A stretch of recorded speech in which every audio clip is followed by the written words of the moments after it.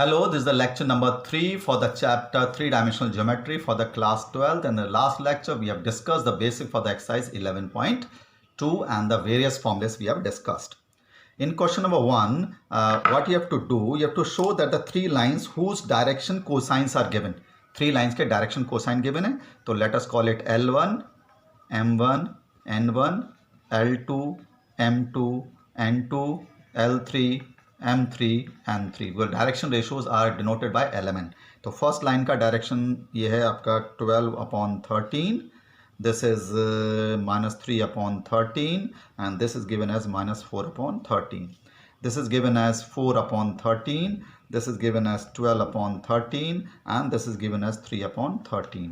इसमें आपको given है 3/13 minus 4/13 and 12/13. So these are the direction cosines of the three lines and you have to show that they are mutually perpendicular. तो पहले आप ये suppose मैंने लाइन L1 मान लिया, ये लाइन L2 मान लिया, ये लाइन L3 के डायरेक्शन रेशियोज मान लिए.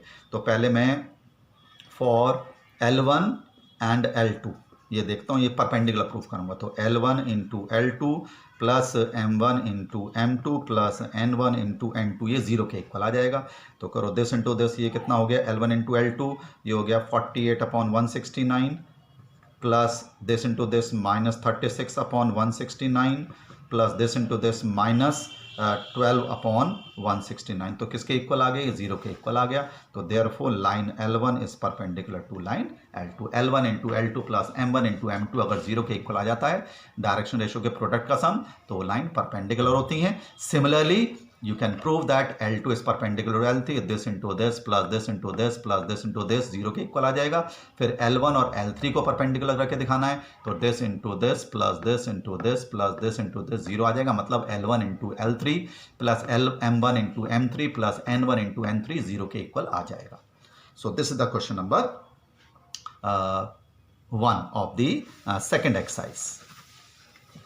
In question number 2, you have to show that the line passing through the point, let us call those points be A, B, 3, 4, -2, एक परपेंडिकुलर करके दिखाना है वो लाइन से जो इन दो पॉइंट से पास हो रहा है, 0, 3, 0 and 3, 5, 6. Now you have to prove that, आपको क्या प्रूव करना है कि A B is perpendicular to C D. A B को सी डी के परपेंडिकुलर करके दिखाना है. तो सिंपली आप क्या फाइंड कर लीजिए, डायरेक्शन रेशियोज पता कर लीजिए. ए बी का क्या आएगा, let us call it A1, B1, C1 कितना होता है x2 minus x1, y2 minus y1 और z2 माइनस z1 माइनस 4 आ जाएगा. इधर से आप डायरेक्शन रेशियोज निकाल लिए सी डी का, let us call it A2, B2 and C2. वही x2 minus x1, y2 minus y1 and z2 minus z1. तो these are the direction ratios. तो you have to prove perpendicular. तो A1 into A2, B1 into B2 plus C1 into C2 निकाल लीजिए, 0 आ जाएगा. तो 2 into 3, 2 into 3 कितना आ जाएगा 6, 5 into 2, 5 into 2, 5 into 2 that is plus 4 into minus 4 into 4. तो 16 0 के इक्वल आ गया. तो we can say that A B is perpendicular to C D because A1 into A2 plus B1 into B2 0 के equal आ गया. सो ये हमारी लाइन परपेंडिकुलर हो गई. तो this are the condition for the perpendicular lines. Now in question number 3 you have to show that the line passing through the point 4, 7, 8 and B is 2, 3, 4 आपको parallel करके दिखाना है दूसरी लाइन से जो किससे पास हो रहा है, -1, -2, 1 एंड D इज 1, 2, 5. आपको ये प्रूव करना है, you have to prove that A B is parallel to C D. A B parallel करके दिखाना है. तो आप पहले डायरेक्शन रेशियो निकाल लो किसका, ए बी का. A1, B1, C1 क्या होता है, x2 माइनस x1 -2 आ गया, y2 माइनस y1 -4 आ गया, z2 माइनस z1 -4 आ गया. ऐसे ही आप डायरेक्शन रेशियोज निकाल लीजिए किसके, सी डी के. Let us call it A2, B2 and C2. x2 minus x1 2 के इक्वल आ गया, y2 माइनस y1 4 के इक्वल आ गया, z2 माइनस z1 4 के इक्वल आ गया. अगर आप इनकी रेशो निकाल रहे हैं, रेशो B1/B2, C1/C2 सब -1 के इक्वल आ रहे हैं. ध्यान से देखो किसके इक्वल आ रहे हैं, -1. तो रेशो बराबर है. तो we can say that A B is parallel to C D. ये कोलिनियर इसलिए नहीं है क्योंकि इसमें कोई भी पॉइंट कॉमन नहीं है। ए बी और सी डी पॉइंट कॉमन नहीं है। अगर पैरेलल के लिए भी यही कंडीशन, कोलिनियर के लिए भी यही कंडीशन होती है, लेकिन उसमें ए बी और सी डी आता, एक पॉइंट कॉमन आएगा। इसमें कोई पॉइंट कॉमन नहीं है, ए बी और सी डी तो डिफरेंट लाइन है, और जब डिफरेंट लाइन तो लाइन पैरेलल नहीं होगी। इन question number 4 you have to find the equation of the line passing through this and is parallel to a given vector. Equation of line passing through the point 1 2 3 and parallel to a given vector 3i plus 2j minus 2k. तो क्या formula होता है? r is equal to a plus lambda times b vector formula होता है equation of line passing through a point. तो यहाँ पर vector a कितना हो गया? ये पॉइंट हो गया 1i plus 2j plus 3k, और जिसके पैरेलल है वो वेक्टर b होता है, तो वेक्टर b हो गया 3i plus 2j plus minus 2k। तो ये हो गया equation of the line passing through the vector a that is 3i plus 2j minus 2k plus lambda times vector b जिसके पैरेलल है 3i plus 2j minus 2k। तो this the equation of direct formula, equation of line passing through a point, जिससे पास होता है वो vector A होता है, जिसके पैरेलल होता है वेक्टर बी होता है। Question number 5, find the equation of line in the vector and in the Cartesian form. Vector और कार्टेशियन फॉर्म में है, दोनों में लिखना है। तो पासिंग थ्रू द पॉइंट जिसके position vector minus j plus 4k and parallel to the vector that is I plus 2j minus k. So equation in vector form. Vector form में equation क्या होती है? R is equal to a plus lambda times vector b. जिससे पास होता है वो vector a होता है, जिसके पैरेलल होता है वो वेक्टर b होता है। तो वेक्टर हो गया R is equal to 2i minus j plus 4k plus lambda times vector b कितना है? b हमारे पास i प्लस 2j माइनस के। तो ये हो गया वेक्टर इक्वेशन लाइन की वेक्टर फॉर्म में, जब एक पॉइंट से पास होता है एक लाइन के पैरेलल है। ये vector equation of line passing through a point and parallel to a given vector, ये वेक्टर फॉर्म है आपकी। कार्टेशियन फॉर्म का क्या फॉर्मूला होता है? कार्टेशियन फॉर्म का फॉर्मूला होता है x minus x1 upon a, y minus y1 upon b and z minus z1 upon c। अब इसमें x1 y1 z1 क्या होता है? x1 y1 z1 वो पॉइंट कोऑर्डिनेट होते हैं उस पॉइंट के जिससे वेक्टर पास हो रहा होता है। तो इससे पास हो रहा है तो 2 माइनस 1 4, ये x1 y1 z1 हो गए। कितना? 2 माइनस 1 4। एक ही स्टेप में आपको वेक्टर से कार्टेशियन और कार्टेशियन से वेक्टर में कन्वर्ट आना चाहिए। अब ABCs क्या होते हैं? ABCs होते हैं direction ratios of the line which is parallel to it. ये पैरेलल लाइन है वेक्टर B, तो इसके 1 2 माइनस 1 डायरेक्शन रेशियोज हो गए। दैट इज A कितना हो गया 1, B कितना हो गया 2 और C कितना हो गया माइनस 1। ABC तो ये हो गया x minus 2 upon 1, y plus 1 upon 2, z minus 4 upon C, C कितना है माइनस 1। ये कार्टेशियन फॉर्म हो गई। तो बहुत ईजी है, एक ही स्टेप में आप कर सकते हैं। x1 y1 z1 ये वाले कोफिशिएंट होते हैं 2 माइनस 1 4, और ABC ये जो वेक्टर B होता है उसके कोफिशिएंट होते हैं 1 2 एंड माइनस 1। तो एक ही स्टेप में हम इधर से इधर और इधर से इधर करना आना चाहिए, वन ही स्टेप में। So this the equation of line passing through a point and parallel to a given line, vector and the Cartesian form. Vector and Cartesian form, this is the question number 5। Now in question number 6 what is given? See it very carefully. Question number 6. Find the Cartesian equation of a line which is passing through the point. Cartesian equation है जो कि किससे पास हो रही है? -2 4 और -5। तो इसका मतलब ये x1 y1 z1 हो गया, x1 y1 z1 हो गया। And parallel to a line, parallel to a line, किस लाइन के पैरेलल है? x minus x plus 3 upon 3, y minus 4 upon 5 and z plus 8 upon 6। तो क्योंकि ये लाइन इस लाइन के पैरेलल है तो therefore direction ratio of the required line will be 3 lambda 5 lambda और 6 लैम्डा। जब पैरेलल लाइंस होती हैं उनके डायरेक्शन रेशियो परपेंडिकुलर होते हैं। तो therefore equation of required line, कौन सी फॉर्म लिखनी है इसको? आपको कार्टेशियन फॉर्म लिखनी है। तो ये हो गया x minus x1 upon a, y minus y1 upon b और z minus z1 upon c। तो कितना है x1 हमारे था ये रहा, x1 y1 z1 है -2 4, ये है -2, तो हो जाएगा x प्लस 2 अपॉन a कितना है 3 लैम्डा, y माइनस y1 कितना है 4, ये रहा 4 अपॉन b कितना है 5 lambda is equal to z minus z1 कितना है माइनस का 5, तो z प्लस 5 अपॉन c 6 कितना है 6 lambda.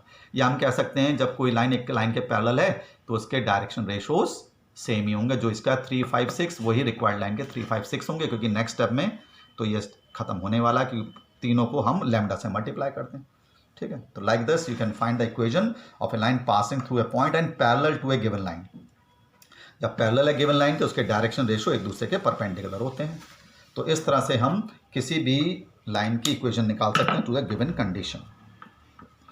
Now what is given in the question number 7, cartesian equation दे रखी है x plus 5 x minus 5 upon 3 is equal to y plus 4 upon 7 is equal to z minus 6 upon 2। इसको Cartesian में करना है। तो कार्टेशियन में मैंने बताया था जो ए बी सी होते हैं वो उस लाइन के डायरेक्शन रेशो होते हैं जिससे कि लाइन पास हो रही होती है। तो पहले स्टैंडर्ड फॉर्म में लिख लो, ये y माइनस 4 आएगा और ये z माइनस 6 अपॉन 2। तो वेक्टर a कितना हो गया, आपको वेक्टर हो गया 5i minus 4j plus 6k, ये वो वेक्टर हो गया जिससे लाइन पास हो रही है।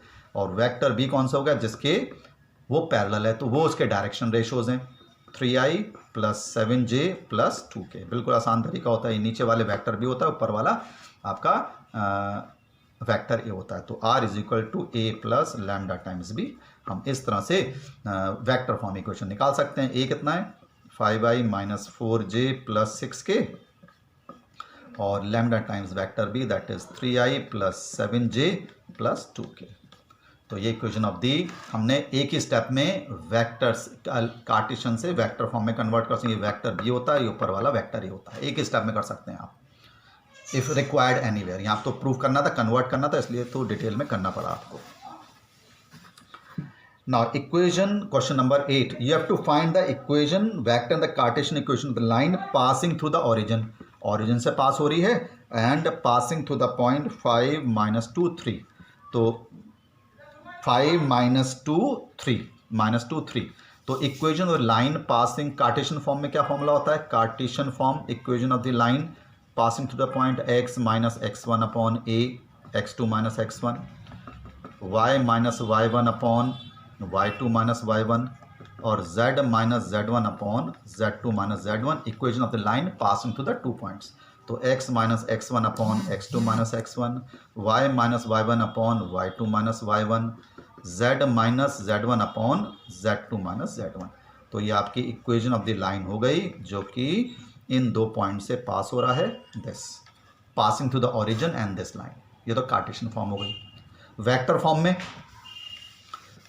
फॉर्म में जो इक्वेशन होती है उसका फॉर्मूला होता है r is equal to a plus lambda times b minus a, ये होता है कार्टेशियन वेक्टर फॉर्म में।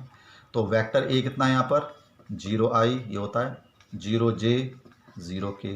वेक्टर b कितना है 5i minus 2j plus 3k। हमें क्या निकालना है, b माइनस a वेक्टर निकालना है इस फॉर्मूले में रखने के लिए। तो b माइनस a कर लो, कितना आएगा 5i minus 2j plus 3k and equation हमारी होती है r is equal to a plus lambda times b minus a। ठीक है जी। अब r is equal to vector a कितना है, वेक्टर a हमारे पास 0i plus 0j plus 0k है और b माइनस a कितना निकला था हमारे पास, b माइनस a निकला था 5i minus 2j plus 3k।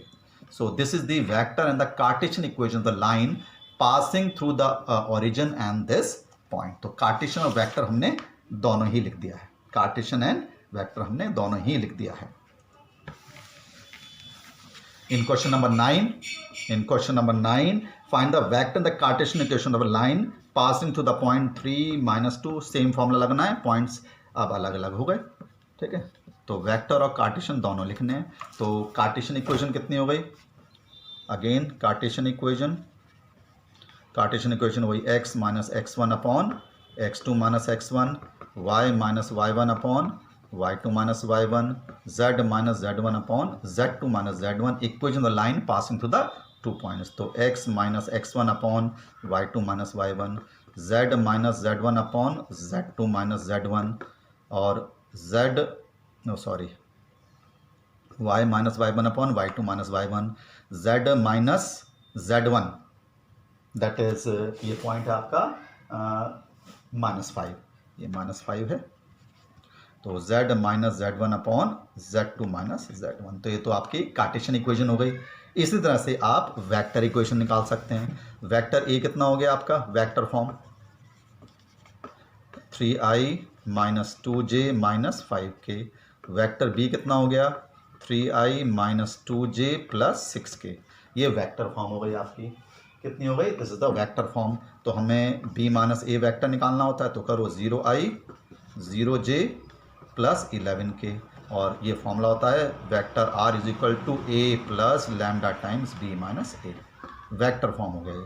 तो वेक्टर ए कितना है, 3i minus 2j minus 5k, and lambda times b minus A कितना है, 0i plus 0j plus 11k।